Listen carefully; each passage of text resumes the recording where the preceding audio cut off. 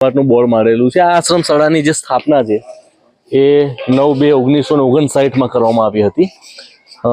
શ્રી આદિજાતિ વિકાસ વિભાગ ગાંધીનગર માન્યતા પ્રાપ્ત શ્રી વડોદરા જિલ્લા પછાત વર્ગ સેવા મંડળ સંચાલિત આ એક આશ્રમ શાળા છે। આશ્રમ શાળામાં જ્યારે અહીંયા શિક્ષકો સાથે વાતચીત કરી તો ખબર પડી કે આ આશ્રમ શાળામાં લગભગ 160 જેટલા વિદ્યાર્થીઓ છે। સમગ્ર છોટાઉદેપુર જિલ્લાની વાત કરીએ તો લગભગ 22 જેટલી આશ્રમ શાળાઓ જે છે એ બંધ કરવાનો નિર્ણય લેવામાં આવ્યો છે અને એમાં ભણતા લગભગ 7000 જેટલા બાળકોનું શિક્ષણ ઉપર તેની અસર બંધ કરવાનો નિર્ણય એટલા માટે કહી રહ્યો છું કારણ કે એમની ગ્રાન્ટ જે છે એ બંધ કરી દેવામાં આવી છેલ્લા 1 વર્ષથી। ભવિષ્યમાં આશ્રમ શાળાઓની શું દશા થશે, શું સ્થિતિ થશે એ તમે ડાંગના ઉદાહરણથી સમજી શકો છો। ડાંગમાં પણ આ જ રીતે આશ્રમ શાળાઓની ગ્રાન્ટ જે શરૂઆતમાં બંધ કરવામાં આવી અને અંતમાં તે આશ્રમ શાળાઓ બંધ કરી દેવામાં આવી। અહીંયા પણ સ્થિતિ એવી બની શકે એમ છે।